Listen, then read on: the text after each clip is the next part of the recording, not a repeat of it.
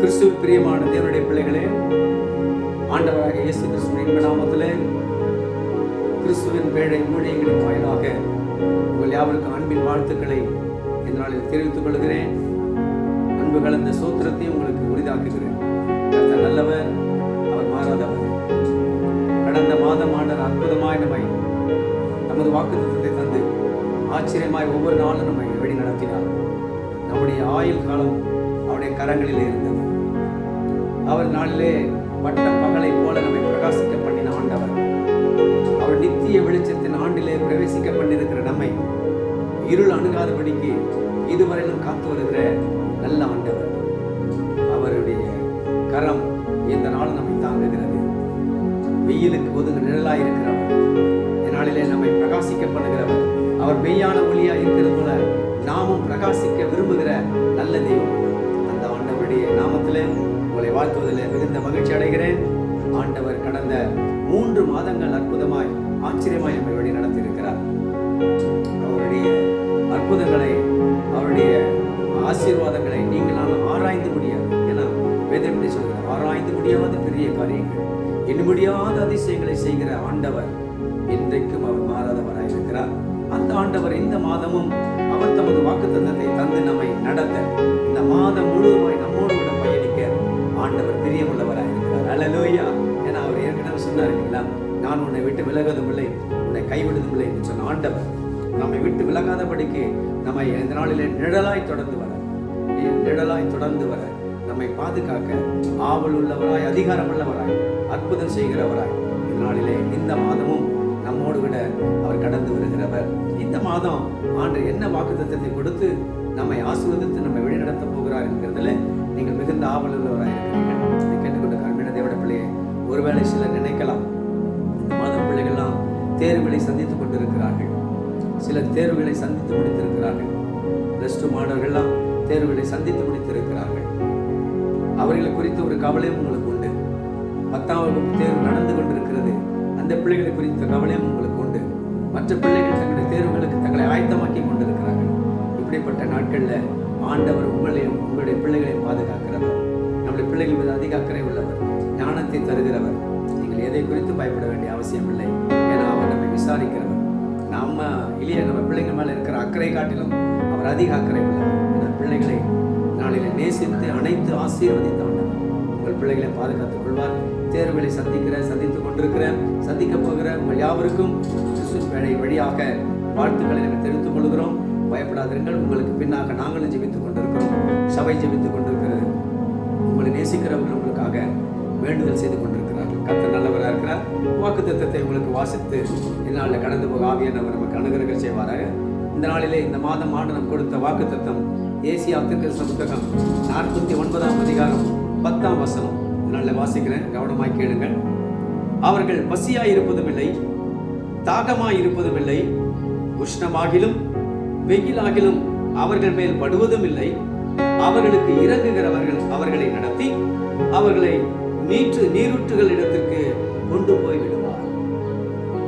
என்னை கேட்டுக்கொண்டு அருமையான தேவனுடைய பிள்ளையே, இந்த அதிகாரத்தை உங்களுக்கு நேரம் கிடைக்குமானால் இந்த அதிகாரம் முழுவதும் வாசித்து பாருங்கள். ஆண்டவர் எவ்வளவு நம்ம மீது அக்கறை உள்ளவர்.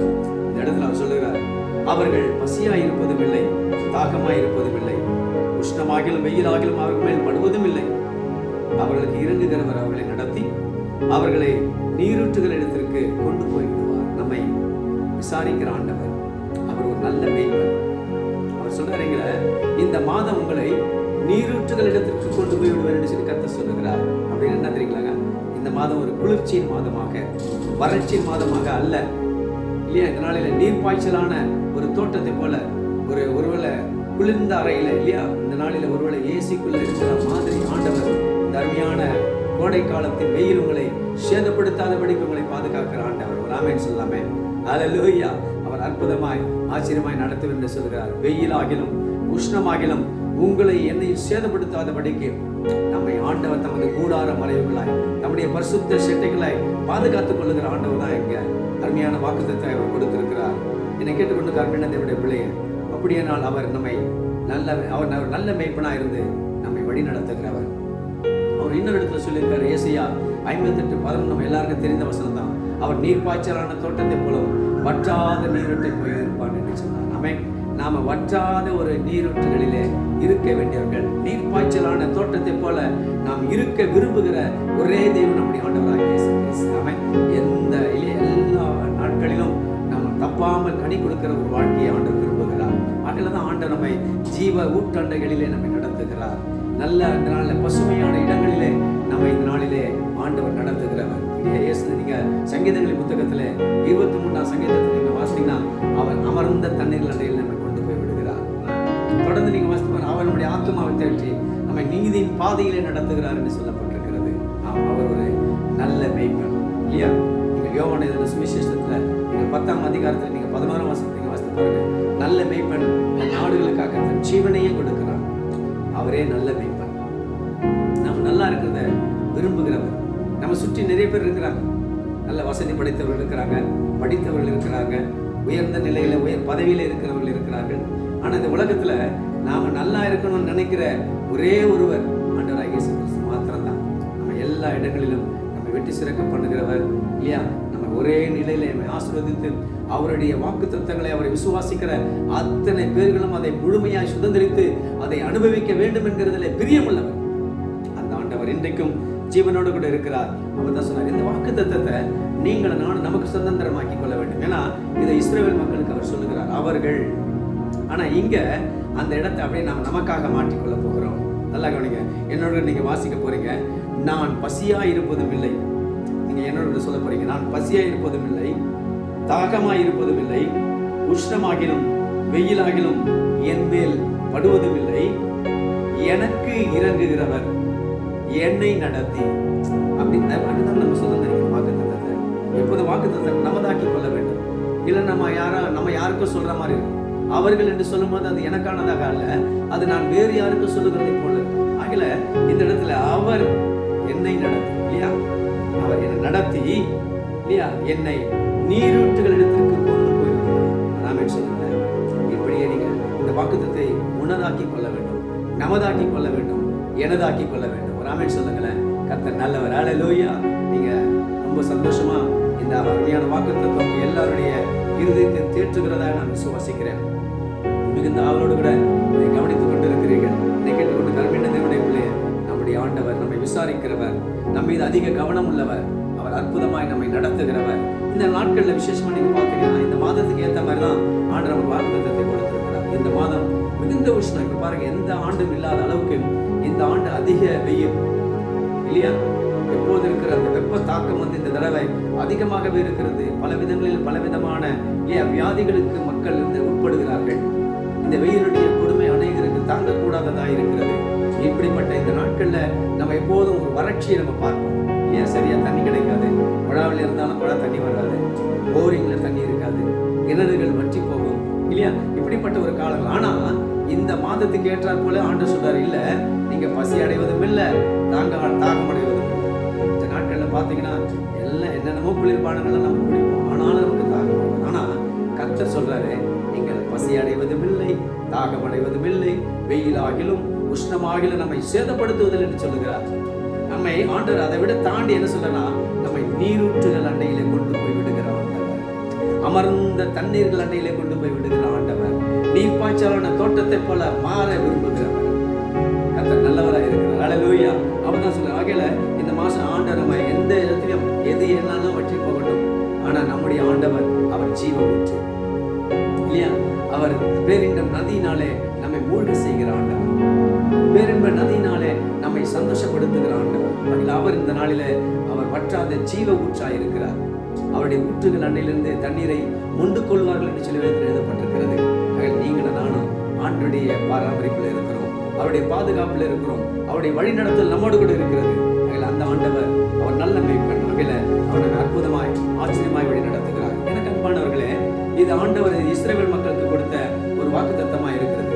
ஆனால் புதிய ஏற்பாட்டில் இஸ்ரவேலாகிய நமக்கு ஆண்டவர் நாளில் வெளிப்படுத்தின விசேஷத்தின் மூலமாக யோவான் இல்லையா பத்மூத்தியுடைய யோவான் இடத்துல வெளிப்படுத்தின அந்த வார்த்தைகள்ல ஒரு தீர்க்க தரிசனத்தை நமக்கு அங்கேயும் வாக்குத்தத்தமாய் வைத்திருக்கிறார். அது 7ஆம் அதிகாரம் வெளிப்படுத்தின விசேஷம் 7ஆம் அதிகாரம் 16ஆம் வசனத்தை நீங்க பார்த்தீங்கன்னா, இவர்கள் இனி பசி அடைவதும் இல்லை, இனி தாகம் அடைவதில்லை, வெயிலாவது உஷ்ணமாவது இவர்கள் மேல் படுவதும் இல்லை. இப்ப இதையே நான் எனக்காக, இதை நமக்காக மாற்றிக்கொள்ள போகிறோம். எப்படின்னா, நான் இனி பசி அடைவதும் இல்லை, இனி தாகம் அடைவதும் இல்லை, வெயிலாவது உஷ்ணமாவது என் மேல் படுவதும் இல்லை. பிராமன் சொல்லுங்களேன். இப்படிதான் ஆண்டவருடைய வாக்குத்தத்தத்தை நாம் சுதந்திரித்துக் கொள்ள வேண்டும். நாம எப்படி நம்ம அறிக்கை பண்ணுகிறோமோ அவ்வண்ணமாகவே அந்த வாக்குத்தத்தம் நம்முடைய வாழ்க்கையில அது நிறைவேறக்கூடியதா இருக்கிறது. அதில் எந்த மாற்றமும் இல்லை. எனக்கு அன்பானவர்களே, இன்னொரு அதிகாரத்தை உங்களுக்கு நான் சொல்கிறேன், அதை கவனமாய் கேளுங்கள். அதை உங்களுடைய தனிப்பட்ட நேரத்தில் நீங்கள் அந்த வேத பகுதியை நீங்கள் வாசித்து, ஆண்டவர் எத்தனை அக்கறை நம்ம மேல இருக்கிறார், எவ்வளவு கவனமாய் நம்ம மேல இருக்கிறார், எவ்வளவு நம்மோடு கூட அவர் நிழலாய் தொடர்ந்து வந்து நம்மை பாதுகாக்கிறதை நீங்கள் புரிந்து கொள்ள முடியும். எசேக்கியேலுடைய புத்தகம் 34ஆம் அதிகாரத்தை நீங்கள் இந்த நாளில நினைவுபடுத்திக் கொள்ளுங்கள். உங்களுடைய தனிமை நேரத்தில் அதை நீங்கள் வாசிக்க உங்கள் அன்போடு கூட கேட்டுக்கொள்கிறேன். அதுல பிரதானமாக ஒரு பகுதியை நீங்கள் நினைவில் கொள்ள வேண்டும். அது என்னன்னா, 11ஆம் அதிகாரத்திலிருந்து 11ஆம் வசனத்திலிருந்து 16ஆம் வசனத்துல வரைக்கும் இந்த அதிகாரத்துல நீங்க அதிகமா உங்களுடைய வேதத்தில் நீங்கள் கோடிட்டுக் கொள்ளுங்கள். ஏன்னா அந்த இடம் ரொம்ப ரொம்ப அருமையான ஒரு பகுதி. ஆண்டவர் எவ்வளவு அன்பா தம்முடைய வார்த்தையினால தேற்றுகிற ஒரு பகுதி. அதை நீங்கள் அடிக்கோடிட்டுக் கொள்ளும்படி உங்களை அன்போடு கூட நான் கேட்டுக்கொள்கிறேன். அதுல 16ஆம் வசனத்தை பார்த்தீங்கன்னா நீங்க ரொம்ப அழகாக சொல்லியிருப்பாங்க. இந்த 16ஆம் வசனத்துல அங்க என்ன சொல்றாருன்னா, அந்த எசேக்கியேல் 34:16 இப்படியா சொல்றாரு. அதை நான் உங்களுக்கு வாசித்து உதவி செய்கிறேன் பாருங்க. இதோ உள்ளங்கையில் உன்னை வரைந்து வைத்திருக்கிறேன், மதில்கள் எப்போதும் எனக்கு முன்பாக இருக்கிறது. நான் நம்மளை உள்ளங்கையிலே வரைந்து வைத்திருக்கிறார் இல்லையா? உள்ளங்கையிலே நம்ம வரைந்து வைத்திருக்கிறார். அகில நம்முடைய மதில் எப்போதான் முன்பாக இருக்கிறது. இந்த எசேக்கியேலுடைய 34ஆம் அதிகாரத்துல நீங்கள் 16ஆம் வசனத்தை நீங்கள் வாசித்து பார்ப்பீங்களா, இது எந்த அளவுக்கு அதோட கூட பொருந்துகிறது என்று நீங்கள் அறிந்து கொள்ள முடியும். என்ன அப்படின்னா, காணாமற் போனதை தேடி, துரத்துண்டதை திரும்ப கொண்டு வந்து, எலும்பு முறிந்ததை காயம் கட்டி, நசல் கொண்டதை திடப்படுத்துவேன் சொல்லுகிறார். எத்தனை அக்கறை உள்ள ஆண்டவர். எப்படி பாருங்க, அதாவது காணாமற் போனதை தேடி, துரத்துண்டதை திருப்பி கொண்டு வந்து, எலும்பு முறிந்ததை காயம் கட்டி, நசல் கொண்டதை திடப்படுத்துகிற ஒரு ஆண்டவர். அவர் ரொம்ப நல்லவர். அதனாலதான் என் வாழ்க்கையில கர்த்தர் நல்லவர் என்பதை அதிகமாய் சொல்ல நான் பழகி கொண்டேன். ஏன்னா அவரை நான் ருசித்து வருகிறேன். நீங்களும் கர்த்தர் நல்லவர் என்பதை ருசித்து பாருங்கள். அவ்வளவு அக்கறை உள்ள ஆண்டவர். ஆகல இந்த பகுதியை நீங்க வாசித்து பாருங்க. நீதிமொழிகளை நீங்க பார்த்தீங்க அப்படின்னாக்கா 8ஆம் அதிகாரத்துல 20-21 ஆகிய 2 வசனத்தை நீங்க வாசித்து பார்த்து நாங்கள் சொல்லப்பட்டிருந்து, என்னை சேகிக்கிறவர்கள் மெய்ப்பொருளை சுதந்திரித்து அவர்களுடைய களஞ்சியங்களை நான் நிரப்பும்படிக்கும் அவர்களை நீதியின் வழியிலும் நியாய பாதைகளுக்குள்ளும் நடத்துகிறவர். நம்ம ஆண்டவர் நீதியின் வழிகளிலும் நியாய பாதைகளிலே நம்மை நடத்துகிறவர். அநியாயத்தை நமக்கு தடுக்கிறவர். அநியாயத்திற்குள்ளே நாம் சிக்கிக்கொள்ளாதபடிக்கு நம்மை தேடி பிடித்து நம்மை தூக்கிக் கொள்ளுகிறவர். நம்மை விசாரிக்கிற ஆண்டவர். நம்ம மீது அதிக கவனம் உள்ளவர். அகல இந்த அருமையான வாக்குத்தத்தத்தை இந்த மாதம் நமக்கு கொடுத்திருக்கிறார். அகல பயப்படாதீங்க. காரணம், இந்த மாதம் ஆண்டவர் நம்ம பார்த்து சொல்ல, நீங்க பயப்படாத, கலங்காதே, நான் இந்த நாளில் உங்களை விசாரிக்கிறவர், நல்ல மேய்ப்பன் இல்லையா? நம்முடைய ஆண்டவர். நீங்க வேதத்தை நீங்க வாசிக்க முடியும். 99 ஆடுகளை குறித்து இல்லையா? அவர் இந்த நாளில பெருமைப்படுகிறவரோ சந்தோஷப்படுகிற தேவனோ அல்ல இல்லையா? அவருடைய மந்தை விட்டு, அவருடைய பார்வை விட்டு, அவருடைய கண்காணிப்பை விட்டு, அவருடைய பராமரிப்பை விட்டு இல்லையா தூர விலகி போகிற ஒரு ஆட்டை தேடி வருகிற ஆண்டவர். அதை கண்டுபிடிக்கும் வரையிலும் அதை தேடி, அதை கண்டுபிடித்த பிறகு அதன் மீது வைத்திருக்கிற அந்த விருப்பத்தை இல்லையா, அவருடைய சந்தோஷத்தை நீங்கள் நானும் அறிந்திருக்கிறோம். நல்ல மேய்ப்பன். அகில அமர்ந்த தண்ணீர்கள் அண்டையிலே நம்மை நடத்துகிற ஒரு மாதம். ஆமென். அமர்ந்த தண்ணீர்கள் அண்டையிலே நடத்துகிற மாதம், நீர்ப்பாய்ச்சலான தோட்டத்தை போல மாற்றுகிற மாதம் இந்த மாதம். அது மாத்திரமல்ல, கேட்டுக்கொண்டு கர்மேன தேவனுடைய பிள்ளையே, நம்மை தப்பி வர பண்ணுகிற மாதம். இந்த எசேக்கியேல் புத்தகத்துல 34ஆம் அதிகாரத்தை 12ஆம் வசனத்தை நீங்க பாத்தீங்கன்னா, நம்மை தப்பி வர பண்ணுகிற மாதம். எங்கெல்லாம் நம்ம எப்படி சிக்கிக்கிட்டோம் தெரியாது. யார் நம்மை ஒருவேளை களவாடி சத்துரு எப்படி நம்மளை இந்த நாளில் சிறைப்படுத்தி வைத்திருக்கிறார் நமக்கு தெரியாது.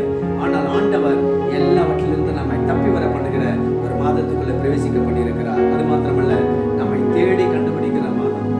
தேவப்பிள்ளைய அவருடைய பார்வை விட்டு நீ விலகி எங்கே ஓடினாலும் சரி, உடைய கண்களுக்கு மறைவா நீங்க எங்கே போக முடியாது. என்ன தாவீது சொன்னார், உடைய கண்களுக்கு மறைவா நான் எங்கே ஓடுவேன்? நான் வானத்துக்கு என்ன நீங்க அங்க இருக்கீங்க, பாதாளத்தில் படுக்கப்பட்ட நீங்க அங்கே உடைய கரம் தலைவிப்பீங்க.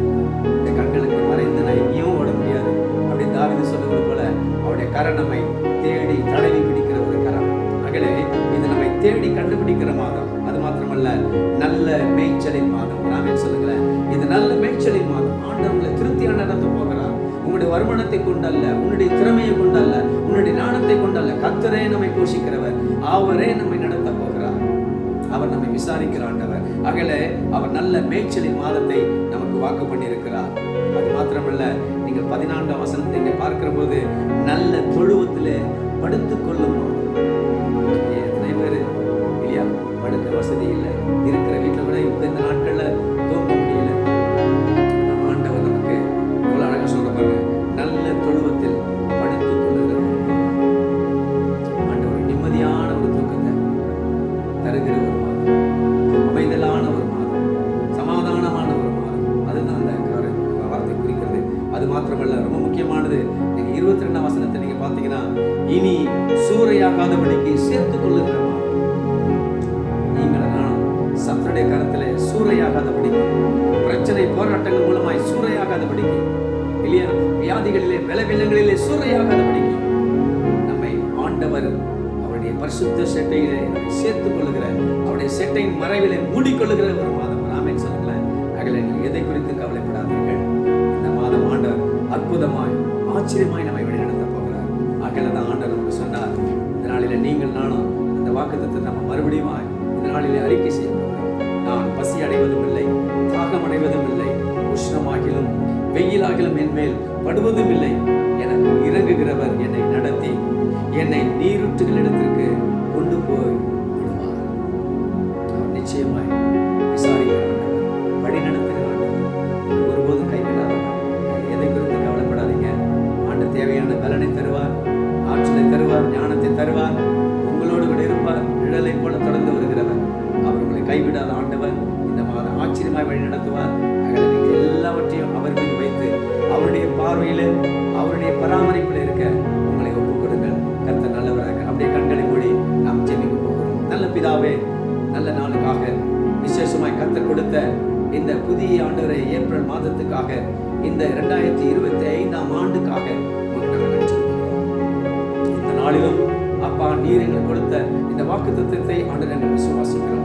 நீர் எங்களை ஆண்டவரே ஒன்றும் சேதப்படுத்தாதபடிக்கு சுற்றி வேலடைத்து எங்களை பாதுகாக்கிறவர்களே, ஒருவரும் ஆண்டவரே சத்திரங்களை கொள்ளை கொண்டு போகாதபடிக்கு உம்முடைய பராமரிப்பிலே வைத்துக் கொள்ளுகிற ஆண்டவர். இந்நாளில் எங்களை அற்புதமாய் செவ்வையாய் நடத்த நீ திட்டம் கொண்டபடினாலே ஒன்றும் எங்களை சேதப்படுத்தாதபடி ஆண்டவரே எங்களை பாதுகாத்துக் கொள்ள நீர் ஆண்டவரே எங்களுக்கு கொடுத்த வாக்குத்தத்தத்திற்காக முடிச்சிருக்கிறோம். ஒவ்வொரு பிள்ளைகளையும் நடத்துங்க, இந்த குடும்பத்தை நடத்துங்க. இந்த குடும்பத்துக்குள்ளே மெய் சமாதானம் ஆண்டவரே இந்த நாளில் நிறைந்திருப்பதாக. கணவன் மனைவிக்கு இடையில, பெற்றோர் பிள்ளைகளுக்கு இடையில ஆண்டவரே ஒரு பரஸ்பர ஆண்டவரே அன்பு ஆண்டவரே பூரணப்படுவதாக.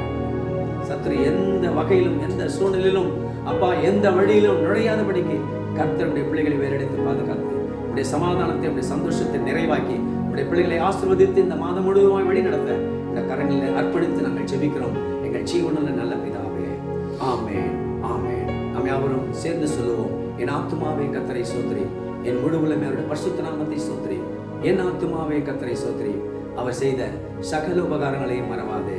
ஆமென். நமது ஆண்டவராகிய இயேசு கிறிஸ்துவின் கிருபை, பிதாவாகிய தேவனுடைய அன்பு, தூய ஆவியானவருடைய அந்நியனுக்கு குறுகாலுகை ஆசீர்வாதம், வழிநடத்தல், பாதுகாப்பு, சமாதானம் நம் அனைவரோடு கூட இன்றும் இந்த சதா காலமும் அவருடைய வருகை மட்டும் தங்கி தாபரிப்பதாக. ஆமென், ஆமென். God bless you. ஆண்டவர் நிச்சயமா உங்களை அற்புதமாய் வழி நடத்துவார். ஆண்டவர் மேல இருக்கிற நம்பிக்கையை விட்டு விடாதிருங்கள். கர்த்தர் நல்லவர். ஆமென், ஆமென்.